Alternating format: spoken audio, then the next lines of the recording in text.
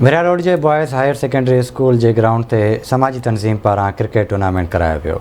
तफ़सील ॿुधाए रहियो आहे मजीद कीरियो। Bhiria road boys higher secondary school में समाजी अगवान खलील पठान की याद में क्रिकेट टूर्नामेंट कराई वई। क्रिकेट टूर्नामेंट रांद में मुख़्तलिफ़ शहरन के रांदीगरनि हालाणी, दरिया खान मरी, सठमेल, भिरिया रोड, लाखा रोड और ठारूशाह की टीमुन हिस्सों वरतो, जडे त फाइनल क्रिकेट टीम सठमेल और हालाणी की टीम में सख्त मुकाबलो थियो। आखिर में 16 रन सुंदा सठमेल की टीम 100 भमाणे वरती। सठमेल की टीम के कप्तान मासूम मरी टाफी हासिल कंदे कामयाब थियल रांदीगरनि ज़ुल्फ़कार टिवाणो, आशिक बिरोई, फ़ियाद लाको, राणा असद ऐं ॿियनि खां कैश इनाम पिणु वरिता।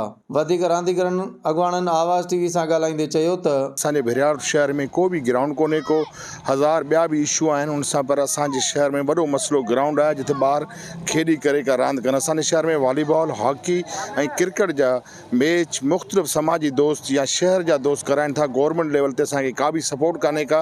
गवर्नमेंट सिंध खां गुज़ारिश कंदुसि त असांजे भिरियार शहर के ग्राउंड ॾेई ऐं हिन शहर जी एजुकेशन, सेहत, हेल्थ ऐं गेम जी हल्दी एक्टिविटी के महफूज़ कयो वञे। तमाम खुशनसीबी आहे भिरिया रोड जी। अहिड़ा कम थियनि, मोहबतूं वधनि थियूं, मुलाक़ातूं थियनि थियूं, अचण वञण सां राब्ता थियनि था ऐं दोस्तनि जो जज़्बो सुठो आहे। ऐं पठान असांजा दोस्त आहिनि, उन खयों आहे लाल मुजाहिद कम खे, अलाह कंदो कामयाबी थींदी ऐं त सभिनि जी इज़त आहे। इन में इहे कम थियणु घुरिजनि।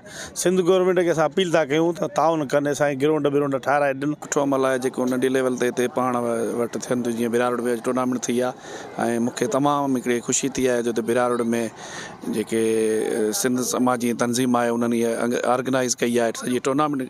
ऐं असां जेके सिंधी आहियूं, ख़ासि करे सिंध आहियूं, या जेके बि क्रिकेटर आहिनि या के प्लेयर आहिनि, इंटरनेशनल ते असां ॾाढो नज़रअंदाज़ थी रहिया आहियूं। सो मुंहिंजी बि इहा अपील आहे सिंध गवर्नमेंट खां बि ऐं वफ़ाक़ी गवर्नमेंट खां बि त असां सिंधियुनि ते तवजो ॾियनि। प्लेइंग राइट्स न आहिनि, जीअं हूंदो आहे हिकिड़ो प्रॉपर ग्राउंड हूंदो आहे PCB जो, उहो असां वटि सॼे ज़िले में कान्हे।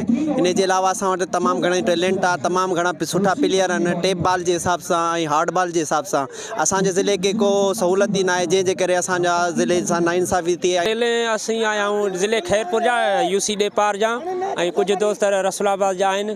ऐं टैलेंट अव्हांजे साम्हूं आहे। हींअर 6 बॉल हलिया, 6 ई छक्का लॻा आहिनि, प्लेयर आया आहिनि।